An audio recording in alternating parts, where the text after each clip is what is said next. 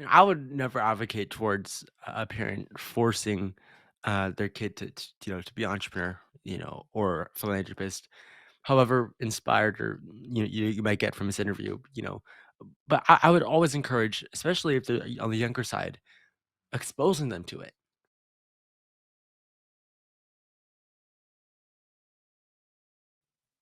Welcome, everybody. I'm super excited to have Ben Wong with us today. He is somebody who is really engaged and doing a lot of things that I found really impressive. We're going to be talking about just the simple idea that it's never too late or too early to get started in business, investing, and everything else.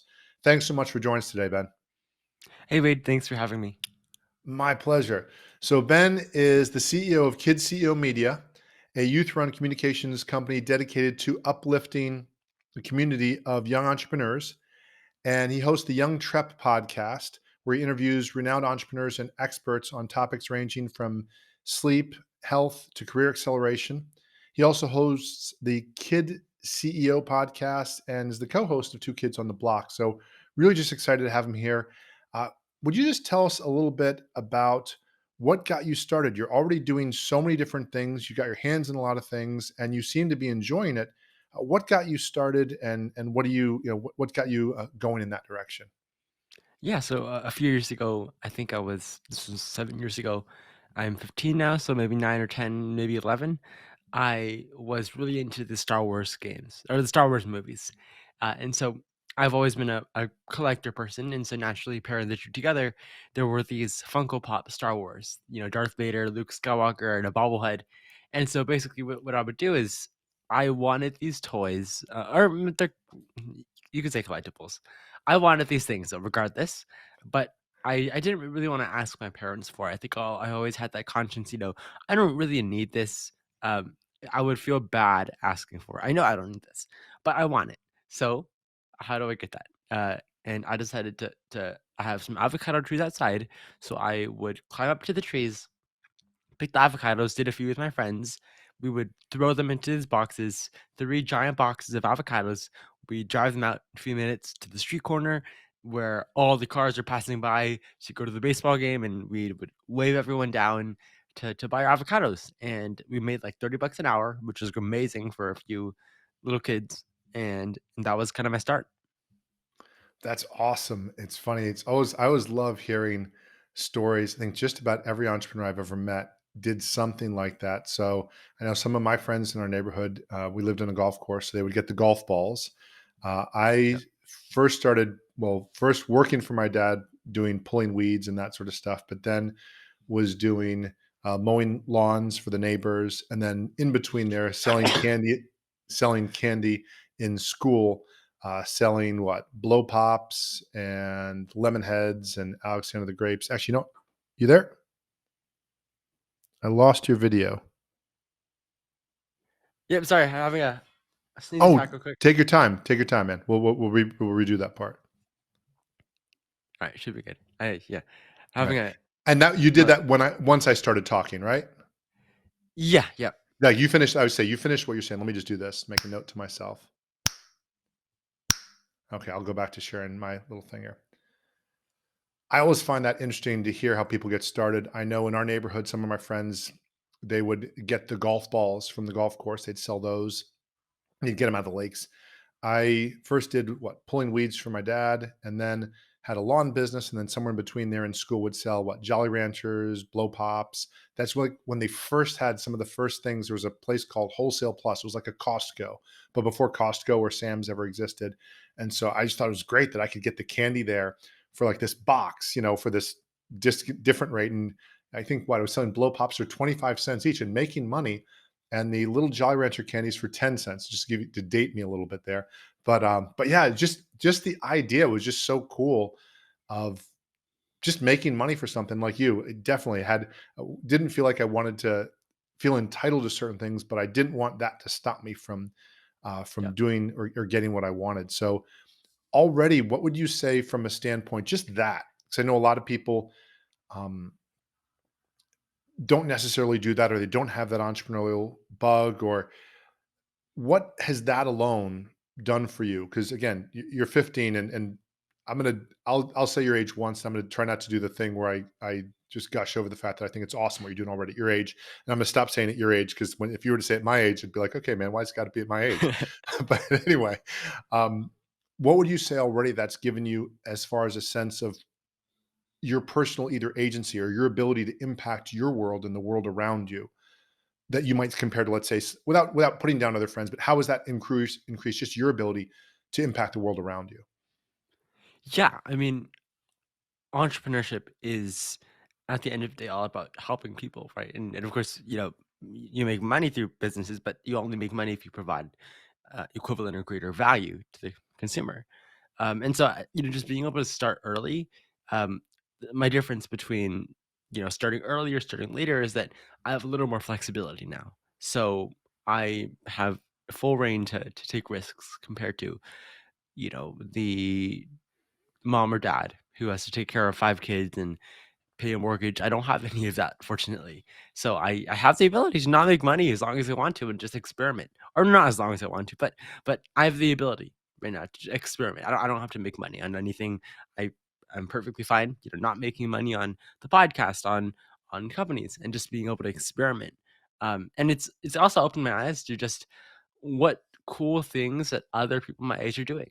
You know, there's a ton of people that Jakil Jackson, Chloe Thompson, a ton of other of my kid entrepreneur friends that are just doing really amazing things. It really is inspiring to see how we're all kind of impacting the world in our own ways. Yeah, I think that's so neat in the sense that, and you and I talked about this in the pre-interview, just the idea that you have the ability to start the long game. Now, I think technically anybody does, and you and I talked about this too. That of course, while a person has job A, if they can find 2 or 3 hours a week, so if hopefully it definitely doesn't come out of this that oh gosh, well you've got to be 15, and oh if you're 16, it's already Yeah, too yeah, late. Just forget about it. But I just think that idea of the long game, and you hear a lot of people didn't people did not used to talk about the long game when I started as an entrepreneur. Everything was about um, getting going very quickly and cash flowing very quickly. And I guess part of it too is we didn't have internet opportunities. If you were going to get a second job, you had to literally go work at another place. You had to go drive there. Whereas you can start a business, you can start a drop shipping company, you can start a content company, and there's so many different things. What do you find for people who are starting out, whether they be kids or somebody who is, let's say, they have a full time situation, they have the ability, let's say, to only invest, let's say, 5 good hours a week, but they can say, okay, you know what? I can invest 5 hours a week and it's not going to, it's not going to kill my personal life. I'm still going to be able to be present for enjoying life and whatnot. But yeah, I can do 5 hours a week. What are some of the things that you've seen that have helped people just get started? Or what have you in fact, what have you just seen people do that is kind of something that they could start in a short period of time that eventually could turn into something, let's say a year, 3 years, 5 years? So I think the first thing to do is you define first of all what you actually enjoy doing. Your passion. So do you like collectible stuff? Do you like do you have a really interesting life? Do you like documenting your story, for example? So I think first of all with that is finding what you enjoy doing, your passion, something and I know passion is a loaded word, but just something you enjoy doing, a subject that you enjoy doing that's fun, even if you made no money, no success, you would still enjoy doing it. And then from there, just figuring out what you can do with that. And within the 5-hour time span, that's an hour a day. You might have an hour to create content. You know, you might have 1 hour to uh, create social media content about collectibles. And that's great. You can do a lot in 1 hour. You can create a blog post. You can do a few Instagram posts in that time. Um, pretend you want to do drop shipping. An hour a day is plenty, right? You take an hour to research all your options for drop shipping. You spend the next hour on creating a social media, website, Shopify. There's free tools that make it so easy. And then from there, you're off. And then you just literally spend an hour a day fulfilling orders. Boom. So, it's hard for me to answer that specifically, but I think in general, just find what you enjoy doing, regardless of Because at the end of the day, business is supposed to be fun, you know? If you hate business, then don't do it. But business is supposed to be fun, so find what you enjoy doing, even if you made no money, no fame, no success. Use that. What can you do with 5 hours? Can you create content out of that? Sure. Can you create a business out of that? Can you create a brand out of that? Whatever you can fit in 1 hour, and it's all about just executing. Awesome. Thank you. And yeah, I think you know, when gosh, and I'm gonna have to do this is like one of those things where it's like, okay, $5 every time Wade says when I grew up or when I was your age. But a lot of the things that we grew up with the assumption that work was not going to be fun. It was just a given. Work is not going to be fun. And it wasn't said as even as a punitive. It was said almost like the sun is hot. The clouds, create rainfall. It was said with a level of authority as if it were fact. And one of the things that I've seen over the years is in just about any industry, there's just about every job. So as I even talk with my son and he's looking at what he might do, and we're still looking at different ideas. I said, you know what? I said, what I've learned is even if I were going to be, let's say I was going to be an accountant, but I like sports, well, then I would go to try to be an accountant for, I don't know, an NBA team or an NFL Yeah. team, or in other words, I'd still look to be in the world that I'm excited about. And so that being the lens, then all of a sudden you say, okay, well, it doesn't have to be necessarily that I love or hate what I do. It doesn't have to be that all my money is made there. But I really love your insight about it being fun. And so many people talk about that of you're not going to do a great job at it if you're not interested in it. And I think about what I watched how reading was approached with my kids at a certain age and then how it shifted. When they were in elementary school, they were told, read anything. Just read a topic you like. And they would have different grades where they'd say, this book is a certain, I think lexile was the word they used. And they'd say this book, counts for this many things. So they had to read a certain quantity of words. But there was a certain level of books that, and they would say, okay, it's their level, but don't care about the topic. And they would read like crazy. They would read, a 500-page book in a week. Yep. And then when they got to middle school, it was like, no, you're reading this book and it's going to be this book and there's going to be a book report. And here's all the questions. And just like that, the joy was lost, and they no longer read for pleasure. And it's now this task. And obviously, they have to learn certain things, but it almost felt like, well, look, they're going to have to read anyway. Why not if they did something fun and if they're expanding their vocabulary, because that's usually the goal at that age, and help them expand just their capacity for language and whatnot. And so when you talk to different kids already, because I think this is the part that's just so interesting, what are some of the things that some of them are doing that is, let's say, within a year or two making money? Because this now leads to a slightly different conversation to, again, and I don't want to challenge the person that's not 15 to say, well, if a kid can do it, you can do it. Maybe you can't. But what are some of the areas you see that people are able to, in let's say a 1 year period of investing a few hours, 5 hours, 10 hours a week, that they're able to start making some money? And and what does that path look like? I've heard people say, well, hey, if you can make $50 a month and the next month you make $100, or what have you seen that people are doing? I mean, from personal experience, I haven't in a while, I try to garage sale an hour a week or a little longer. It's actually, you only really garage sale on the weekends. No one has a garage sale at 2 p.m. on a Wednesday, but on, Saturday mornings, Sunday mornings, spend 3 hours wherever you are. There's a ton of free apps. You find garage sales, go there. Literally, I'm beating you 3 hours, not even 5 hours, 3 hours a week. Saturday morning, Sunday morning, when people are normally sleeping in. If you have a job at 9 o'clock, wake up at 6 and go garage selling. There's good money to be made there. I made some good money, and the thing is, first of all, you don't need a ton of money because I buy things for $1 to $2 to $3. And there's very little risk involved. Like, I have a box right here of things I couldn't sell, and I'm okay with not selling it because it all costing me a combined grand total of $15. And so, uh, it's a garage selling. If you really wanna make money, like, now and you don't have a ton of capital, so you can't, invest or crypto, you have $100 in the bank, you have time. That's what you do have. You have time. Maybe gas prices are a little expensive, but go out, garage sale, buy things for a dollar, flip them for $5, and you can make some good money that way. That's awesome. I just think one of the things I think people make this sometimes. um, much more complex than it needs to be. And then also be curious to hear your thoughts on this. I know a lot of people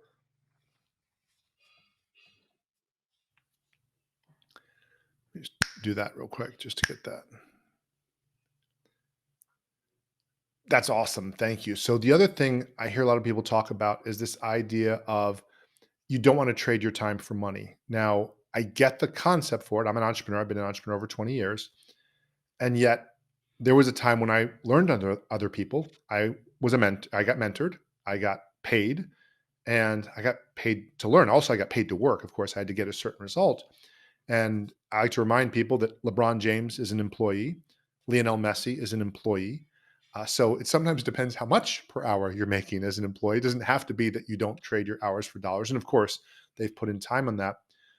What have you seen that are opportunities? Let's say if a person says, well, okay, I want to at least know that if I'm investing time, I'm a little less entrepreneurial. I don't want to go to a garage sale and flip something.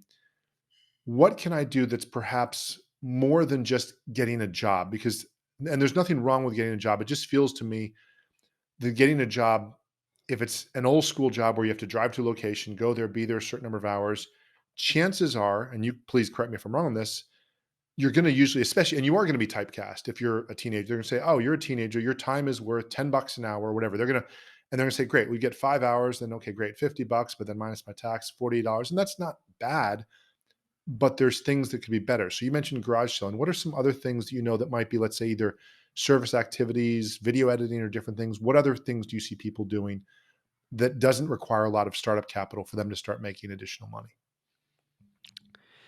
Yeah, I mean, let's see. I mean, social media content is a pathway to money.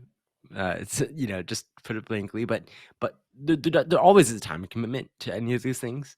I think it's more of a risk equation. So I had a my sister's boyfriend asked me about how can he make money online quickly, and the question there is risk, right? Like you can make a lot of money in a very small amount of time if you go gamble on the stock market or crypto or NFTs. But you can also lose all of that just as quickly, right? Like you could put money into a random stock. There's a chance it goes up. There's a higher chance it goes to zero. But it doesn't cost you very much time to do manual work, right? It's just super risky. Or you can make $2 an hour doing surveys. And there's no risk there, but you make $2 an hour doing surveys, right? And so I think that's a question to everyone who's listening to this, who's kind of going through that situation that you're describing of not having a ton of time, not wanting to go out and get like a physical job and wanting to do something online is just understanding the risk that you want to take, right? If you want zero risk, you can go, video edit, you can go do transcription. There's many transcription services out there. You'll make $10 an hour, which is sufficient if you really have nothing else to do. Or you can be super risky and put all your life savings into the stock market, into mutual funds. And if you're really good at that, you can make a lot of money there. But there's also a ton of risk involved. I think it's just about determining how much risk you want to take, and from there you figure out what you want to do. Yeah, I really like your approach with just a lot of the self inspection, looking inside as far as what is it that's most important to you. I think a lot of people right now are really fascinated by the idea of being an entrepreneur, and I think that's for some people, at least in my experience. It's not necessarily for everybody. How would you, what do you see that lets you know that okay, yes, you want to be an entrepreneur, and what have you seen perhaps in other people that leads you to think, no, you know what, they'd be better off. And again, it doesn't have to be a thing that it's a better or worse, but that's probably Right, not right. suited for them. How would you advise somebody on that? That's such a tough one because I think everyone should explore it. But I think everyone comes to a time where they're kind of at a crossroads between this is super difficult. I'm losing some social time. Like I have to work hard, and I'm not seeing any results. I think that's kind of a crossroads that everyone who tries entrepreneurism does. And then there will be a small percentage that are like, yeah, this is really difficult, but I just enjoy doing this so much. Regardless of the results, I enjoy pitching 100 VCs and all of them say no to me. You know, making pitch decks, building websites, and then we'll keep going. I think there's also the wide majority that are gonna go through that crossroads and be like, "Well, you know, I had a great job here. I didn't love it, but I really liked it. Maybe I am, kind of fit for a number 2, number 3 role, and that's not worse. It's, just as equal as an entrepreneur, right? And then maybe you leave a job to go somewhere else and do something. Be number 2, if you really love sports, go work at a sports organization for that same job, right? Like you said earlier. Um, and, for me, it was always like when I was 9, 10, 11, making money on the street, it wasn't about like Lamborghinis or anything. It was just like a fun thing to do, The goal, of course, was to get the Funko Pops, but if we didn't, it was still fun. Like, I have a picture on my phone, if I can find it, of me and my friends literally on the street. I will try to find it right now. Of me and my friends on the street just having fun, right? Even if we made no money, we would have enjoyed the process. We probably would have done it again, right? Just hanging out, you know, yelling at people to buy avocados. So I think that's, why I know that I've always been an entrepreneur. Who knows? I might change my mind one day and not want to be an entrepreneur, go be a NFL GM. But I think that's kind of the question everyone has to make when they're trying out business. When you're at the crossroad where it's super difficult, where it seems like you wanna give up, if you really love it, keep going, but if you're like, "No, I kinda like this other thing," then there's no shame in stepping back, you still have time, and stepping back and exploring something else that you might like even more. Yeah, I think there's so much to that. I know people that have popped back and forth. And again, Yep, rather than romanticizing it, I just think of it in a simple way.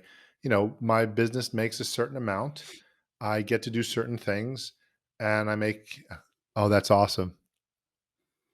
yep, That's great. 2 January 4th, this is 2018, I think? Yep, That's cool. Yeah, I think of our kids when they would do their lemonade stands and they just love the process. And, getting back to the idea of, you know, over romanticizing entrepreneurship. I mean, again, I get to do certain work, I work certain hours, and I have a certain amount of free time and I make a certain amount of money.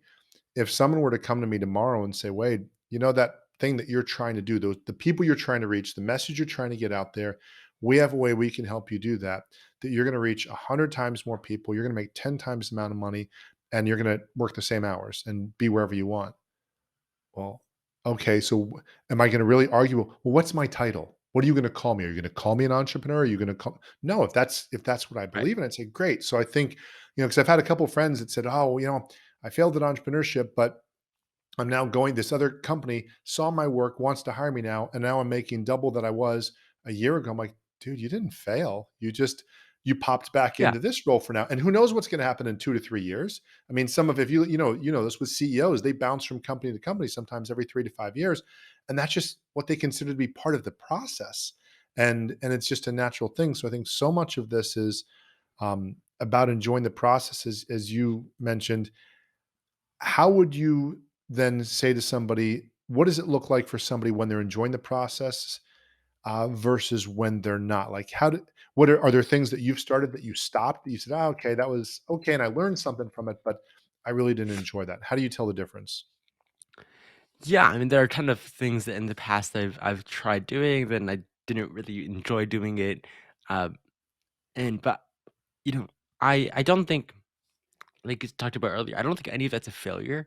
Um, pivoting and changing your mind is a very natural part of life, right? Like you spend your life just bouncing back and forth to different things, until you find something that you enjoy doing.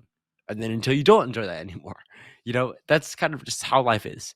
And so I've done a lot of things in the past that I've explored and I did for a while. Then I was like, no, I don't really enjoy doing this anymore. And then I stopped. Um, and and I think you just like we've talked about this entire interview, you have to really look into your own soul. Do you enjoy doing this? Whether it's a business and doing social media content creation, whether it's job shipping, whether it's, working at a job as a Google intern, do you enjoy doing it? Does this make you happy? Are you going home on average happy, satisfied with what you're doing? You know, and if the question is yes, then great.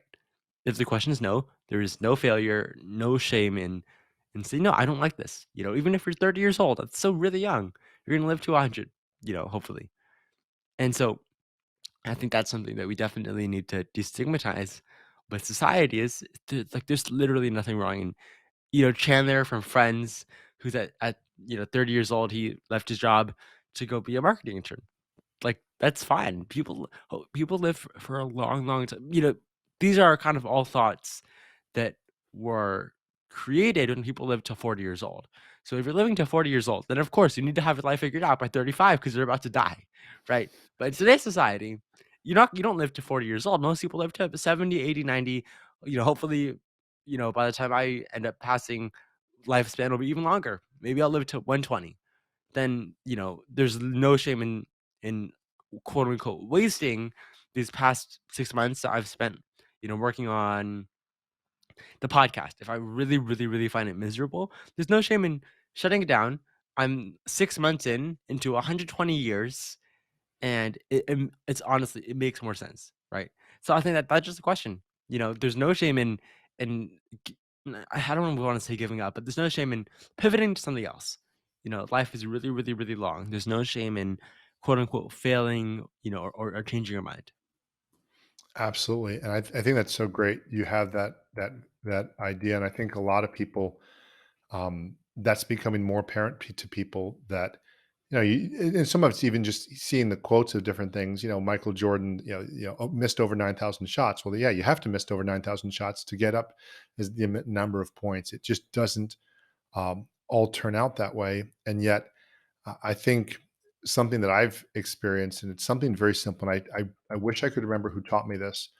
It was just this idea of if you enjoy today, and if today was a good day, okay, and if tomorrow's a good day, okay, and then you get 7 of those in a row. That's a good week. And then if you got a few good weeks, you have a good month, a good year, and then a few more of those, and you had a good life. And it's like it doesn't have to be something very specific. And in fact, I really can't think of any professional at the highest level of sports that I've ever heard when they've been asked, all the GOAT conversation type people, the Michael Jordans, the Tom Brady's, whoever, or in any field, if you ask them what's most important, usually they still say their family, their friends.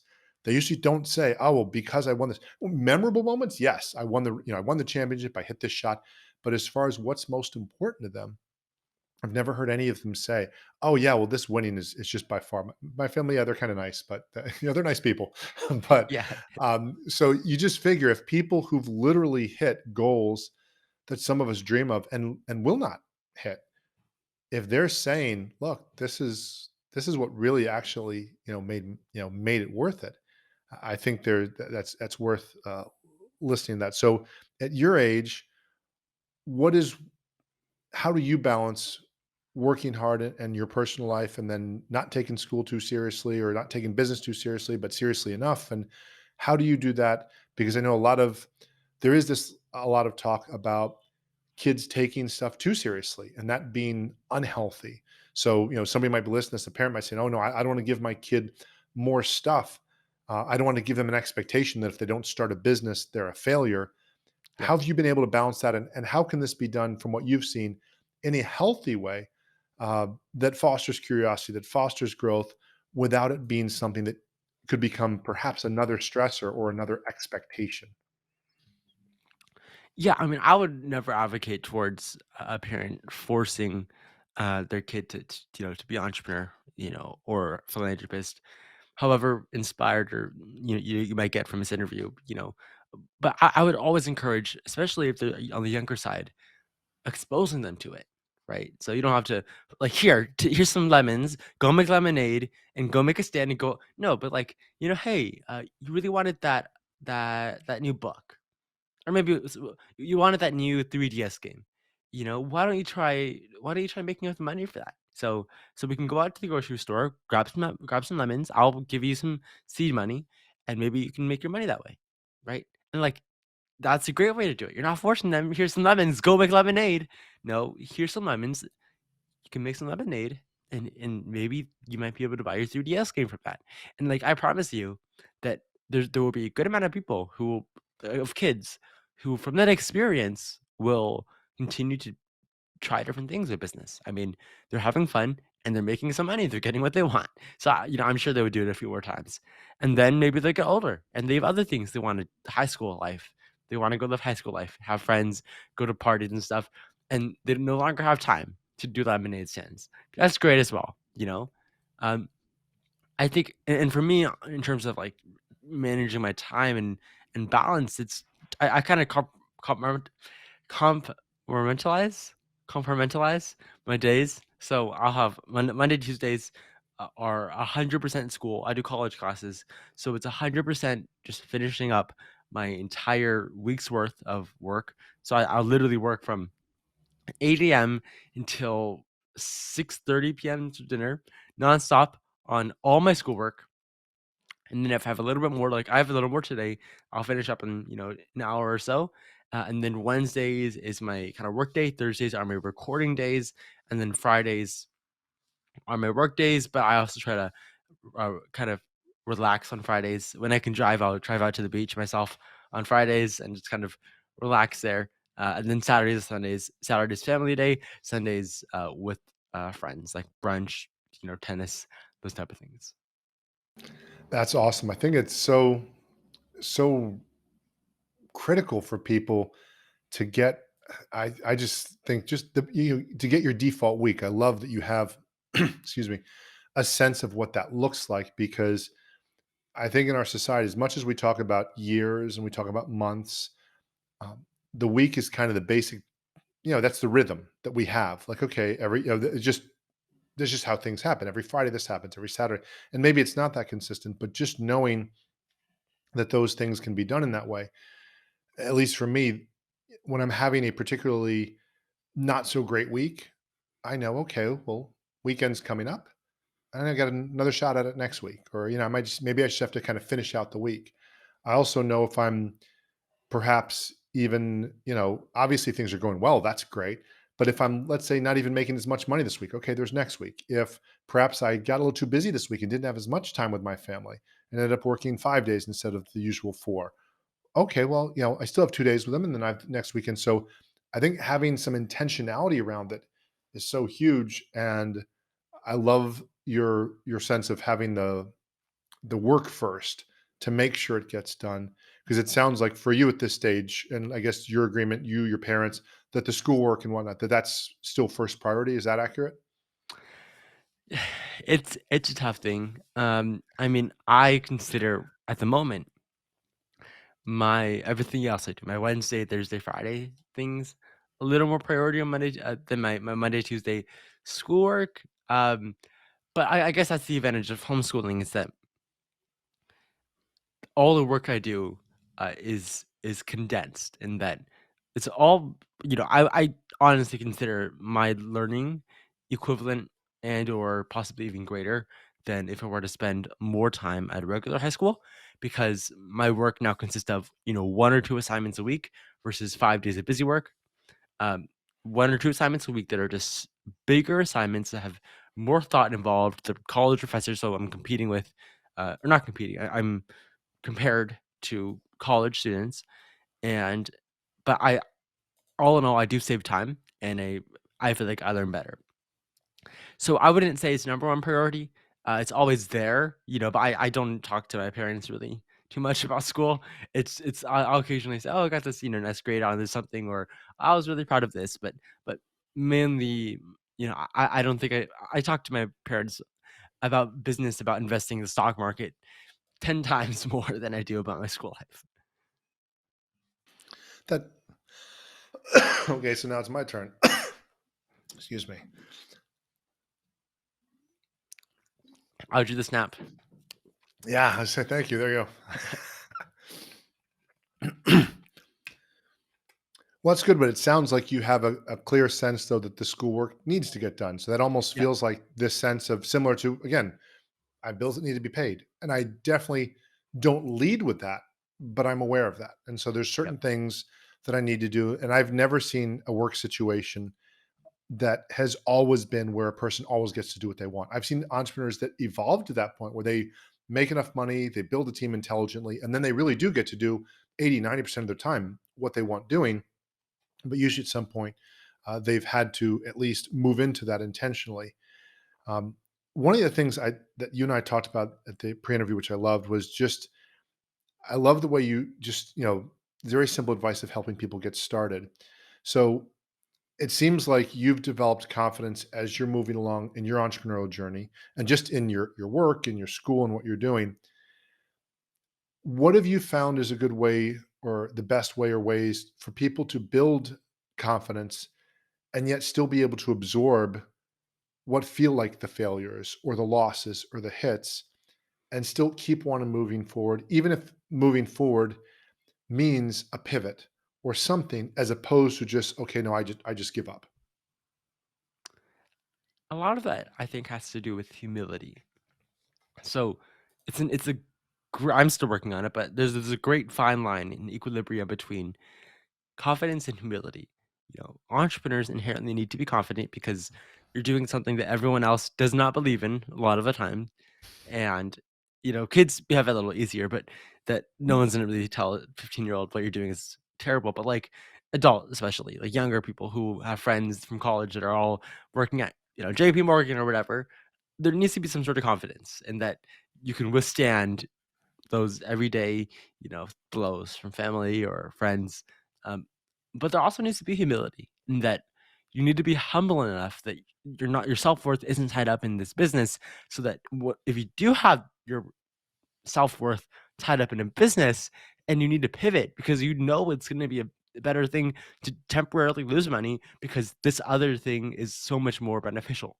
But there's the in between. If you're so confident that you're not gonna do it because all your friends are gonna say, "Oh, I was right," you know? So I think that's how you absorb failures, pivots is, yes, you need to be confident because being an entrepreneur, if you're open to criticism a lot, if you're too vulnerable to criticism, then it'll knock you down over time, right? It'll start making you seem like this is gonna be a failure, right?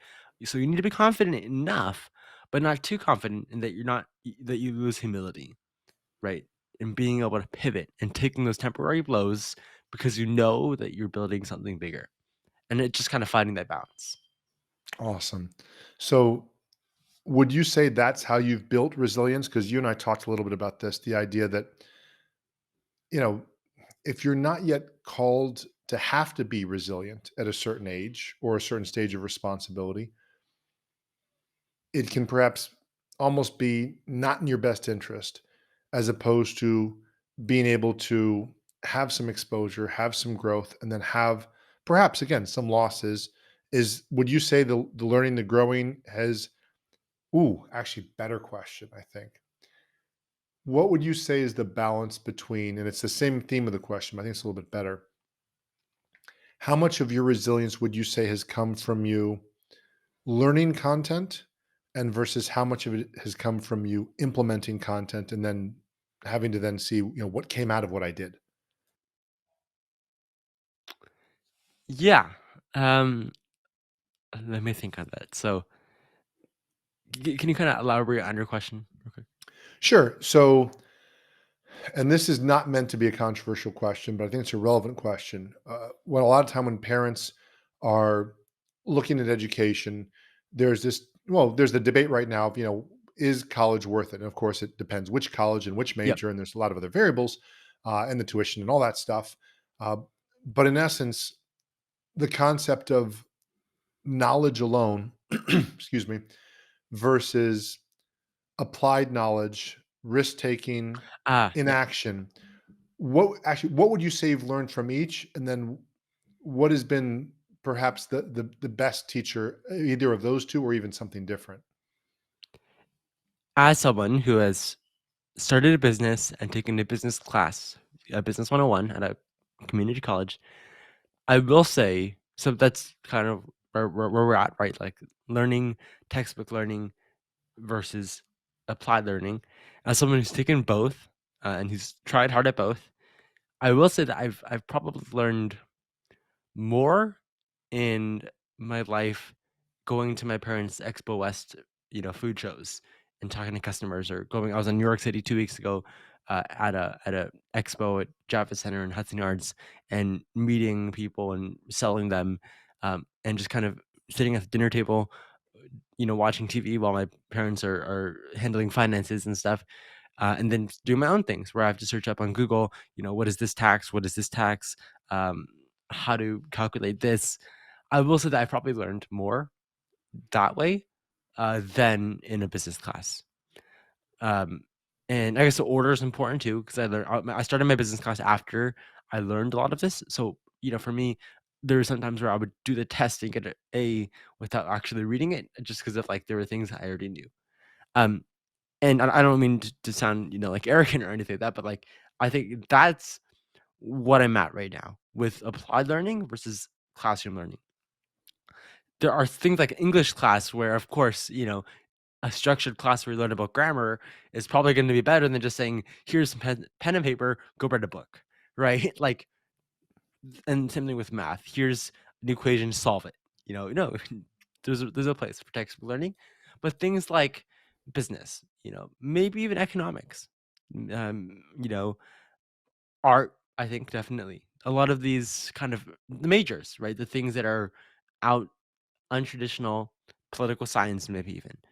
I think there is a lot of value in reading news and watching every debate in history versus a political debate in history versus sitting down in a classroom and doing a political science class. Um, and this is just my take on it. I think if you want to be an entrepreneur, I think there's more value in learning what you need to learn on the way than spending a lot of time in a classroom learning, and then you really don't have to use you'll use a good amount of it, but you're not going to use all of it nearly in an actual business environment. So that's just kind of my take on it as someone who's taken both the business class and just use Google to wing it. um, I think that in certain things like English and math, there's value in a classroom, in learning it in a structured environment, but a lot of things like business, I think there's honestly it's cheaper probably, uh, and a little more fun, I think, to learn it on the go and just have to guess a lot, like use context clues to figure out what revenue is. But I that's just my take. Yeah, I think a lot of that also reflects the idea that, let's say I'll use the concept of starting a podcast. I definitely want to, well, first of all, I want to know that I can search on Google. So I would search what are the, I, at least my style, I would say, okay, I trust wisdom enough to say, okay, what are the best practices to starting a podcast as opposed to me literally just starting out of thin air. Right, So I right. think I think there's that interplay. And I think about some of the teachers that I enjoyed most or I learned the most from, and they really did help us focus more on wisdom or seeing trends, like you mentioned, watching debates versus like discussing what a debate is. Well, yeah, let's watch a debate Yep, and then let's talk yep. about the themes, what happened there, because the themes seem to repeat themselves, maybe not the exact details.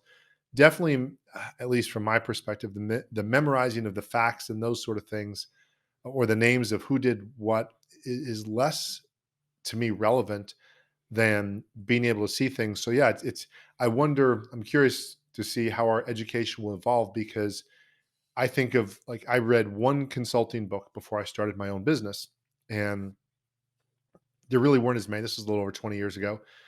But one of the things that the person said in the book, I still remember, it was very important.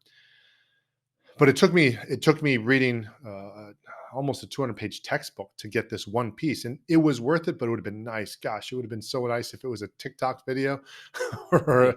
or a 7-minute YouTube. And this person just said, "You're not going to bill out 2,000 hours a year." And as a person that had come, even with who's I had my father was an entrepreneur, or is an entrepreneur, but he is in a different business. He's not in a pay for your or charge for your time business model. So just the idea of saying, hey, you know what? You're probably thinking that if you make $50 an hour and you work 2,000 hours, you're going to make $100,000. Well, yes, that's true if you're an employee, but you're not an employee now. You're now looking to start your business. And if you're lucky, you're going to bill out 1,000 of your hours. Chances are you're going to bill out somewhere between 500 to 800 of them. So if you actually want to make that 100,000, Well, if you're going to bill out, let's say 500 hours, well, then you're going to need to charge 200 an hour, not 50 an hour. And just that one idea, that was so huge just to even Yeah. get. But at the same time, goodness gracious, to have to read a whole textbook. And the best way I can put it to you is whatever else was in there, I didn't get it because it wasn't highlighted well enough to reach me. Now, I'm not saying I'm the end all and be all, but at the end of the day, I'm an entrepreneur 20 years later. And so there are some entrepreneurs like me where I said, man, again, a top seven list or a blog post might have helped me in that way. Yeah. So I'm curious to see, and I know with podcasts, I know that leads to a lot of that type of learning. Awesome. So um, how have you decided what you want to focus on now? You and I are talking about. I want to get you to share a little bit more about what you're doing now. So you do some consulting, you do some social media, you do NFT projects.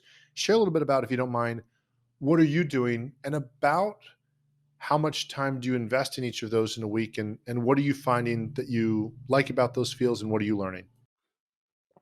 Yeah, so, I mean, still podcasting, I'll spend a little over 6 hours? Yeah, no, maybe a little more than that depending on the week, 6 to 8 hours a week that I'll spend on podcasting, which involves YoungTrep, recording interviews, questions, editing, setting it video editors and, posting things, writing captions, and then also 2 gigs on the block. I'll spend, about 3 hours a week. I'll add that together, so 8 hours together. I'll spend, 3 hours recording interviews and then editing and/or social media content about that. And then, in terms of the NFT project, right now we're taking it pretty slow. So 2 to 3 hours, and we're doing that intentionally. 2 to 3 hours a week. It's more about just kind of reception rather than, you know, I've it's my project, but, like, it's all about consumer reactions to it, and getting their feedback, so that it's a little more one-sided. But, yeah, so 2 to 3 hours in that one, and then with, what else do I do? I'm working on a few more things that are kinda underground, but I'll normally make up the remainder of my time, on those things.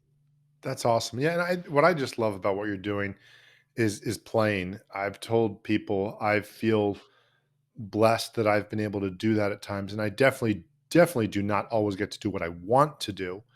But I'm learning reality. I'm learning what it takes to do things, and I remember for years I thought that was like a less than thing until I saw a talk, a video clip from Seth Godin.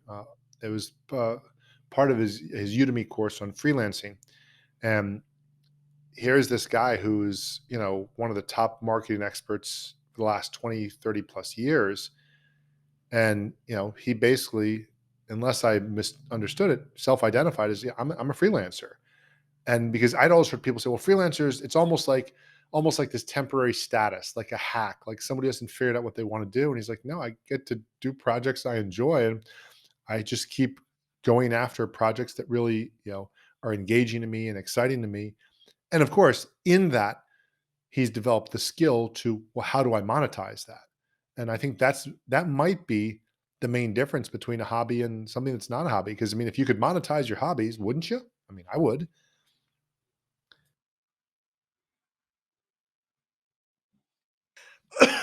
Okay, We do the snap. so I did enough to make you feel better. Just so you know, Ben, I just did that a couple times for you. Awesome. All right, so what I'd love to get your thoughts on as we're coming towards the close here. What would you say to a person who's thinking that they might start something? They're not sure. You mentioned earlier, thinking about what they love. Um, what do you find is an amount of time or energy that allows a person to still feel like, okay, I'm doing something, I'm making some progress, and yet I'm not losing myself in this? Because I guess the whole thing is, and and obviously some of it involves risk, but you mentioned this whole idea of risk reward, and I even think of the concept of, in any endeavor, you want to learn to play piano. How much time are you willing to put in, and how quickly do you want to get good? What have you seen though, as you've seen different people doing it? What would you say is kind of a sweet spot for people that are investing enough time in something to get a flavor for it, and to build some momentum without it yet feeling. So now, more speaking to the person that's the side hustler, let's say, or the person that's starting a new venture, what's a good sweet spot you'd say to enjoy it, and about how long should they give themselves? 3 months, 6 months to kind of see, okay, hey, I'm going to invest X amount of hours for X number of months to kind of see if I get some traction, as opposed to having this sense that, okay, well, I'm gonna pull an all nighter and I'm gonna start a business, and all of a sudden it's gonna make money for me. What are some of the, maybe just some wisdom or realistic expectations, or things that maybe you didn't know when you first started that you would now tell somebody who's starting out?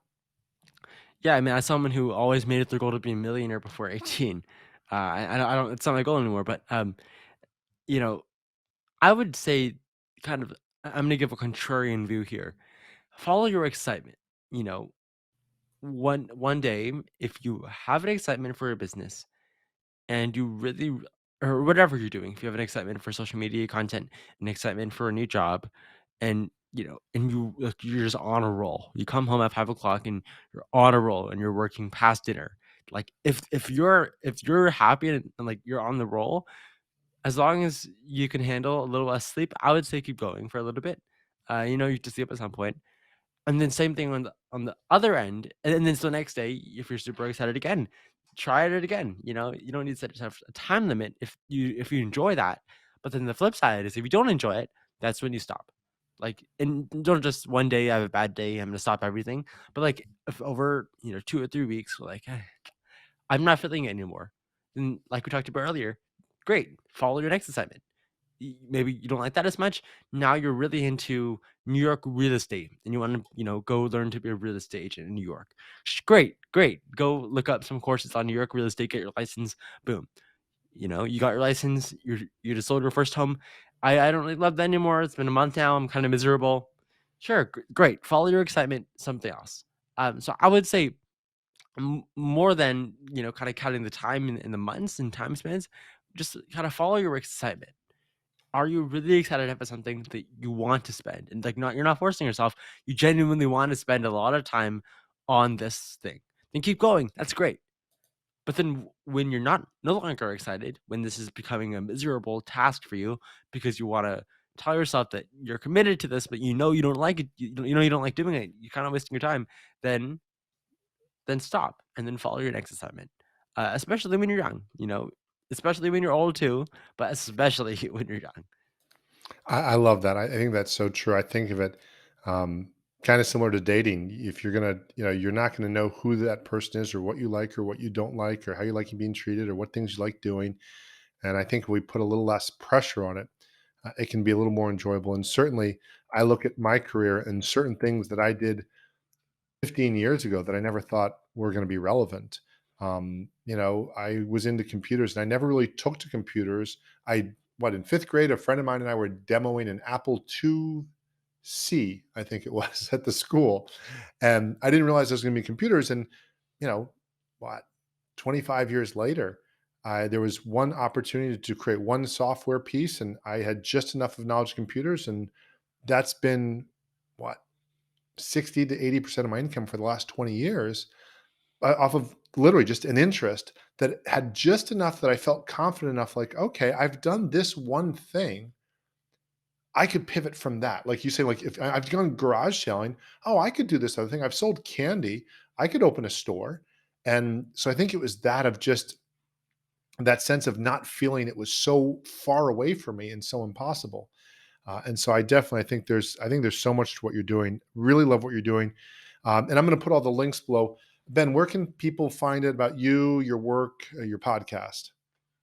Yeah, they can head to my Instagram at official Benjamin Wong or my website, benjaminwong.co. Or you can feel free to email me, DM me if you have any questions. I need some help on anything.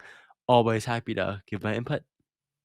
Awesome. Thank you so much. Again, I'm so grateful for the role model you are, what you're doing, and appreciate you for everything you're sharing. So, thank you again for doing that. For all of you listening, as always, I look forward to helping you impact more people and make more money in less time, doing what you do best, so you can better enjoy your family, your friends, and your life. Hope this interviews help you take you closer to that, and hope you have an awesome rest of the week.